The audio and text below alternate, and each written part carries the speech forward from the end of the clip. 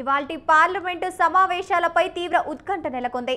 Operation Sindoor పై చర్చకు green signal పడటంతో ఇవాల్టి సభలు సజావుగా కొనసాగుతాయా లేదా అన్న దానిపై ఆసక్తి నెలకొంది. పార్లమెంటు వర్షాకాల సమావేశాలు ప్రారంభమై 3 రోజులు కావస్తోంది. ఒక్క రోజు కూడా సభ సాగలేదు.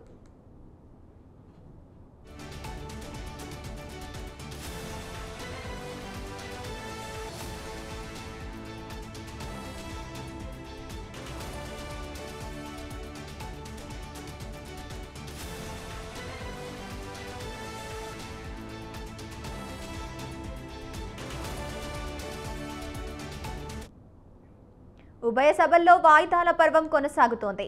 బీహార్ ఎన్నికల జాబితా సవరణ, ఆపరేషన్ సింధూర్ పై చర్చకు విపక్షాలు పట్టుపట్టడంతో సభలో గందరగోళం ఏర్పడుతోంది. 3 రోజులుగా నిమిషాల వ్యవధిలోనే వాయిదా పడ్డాయి.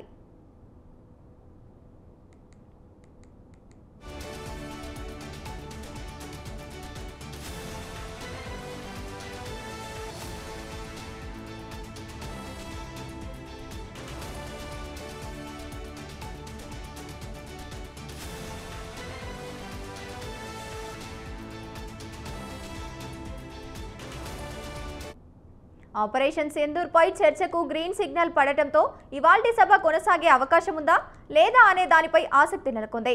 రైట్, ఇక ఇదే అంశానికి సంబంధించి మరింత సమాచారాన్ని మా కరెస్పాండెంట్ సవీన్ ఫోన్ ఇన్ ద్వారా అందిస్తారు. సవీన్, చెప్పండి.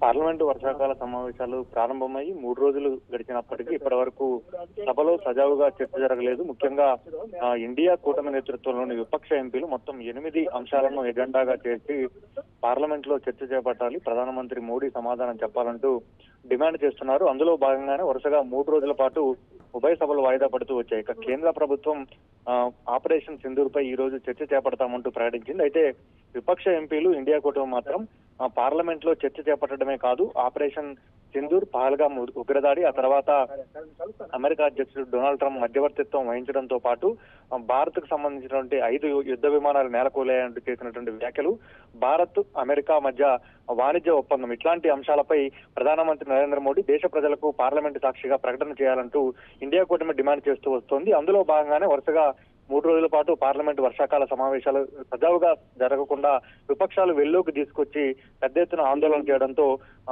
పార్లమెంట్ వాయిదా పడుతూ వస్తోంది. అయితే పార్లమెంట్ బయట కూడా విపక్ష ఎంపీలు ఆందోళన కొనసాగించడంతో వర్షాకాల పార్లమెంటు సమావేశాలు ప్రారంభమై 3 రోజులు గడిచినప్పటికీ 1 గంట సేపు కూడా పార్లమెంటు సమావేశాలు కొనసాగిన పరిస్థితి మనకు కనపడలేదు. అయితే ఈ రోజు చర్చ చేపడతామంటూ ప్రభుత్వం ముందుకు వచ్చింది. కానీ చర్చలో ప్రధానమంత్రి నరేంద్ర మోడీ భాగస్వామ్యం కావాలి, ప్రకటన చేయాలంటూ విపక్షాలు చేస్తున్న డిమాండ్ కు కేంద్ర ప్రభుత్వం అధికార పక్షం అంగీకరిస్తుందా లేదా అనేది మాత్రం చూడాల్సి ఉంది. ఇక ఒక పహల్గామ్, ఆపరేషన్ సింధూర్ అంశాలే కాదు, ముఖ్యంగా త్వరలో బీహార్ అసెంబ్లీకి జరగనున్నటువంటి ఎన్నికలకు సంబంధించి ప్రత్యేక ఓటరు సవరణ చట్టం ద్వారా పెద్ద ఎత్తున బీహార్ లో ఓట్ల తొలగింపును అధికార పక్షం చేపడుతోంది.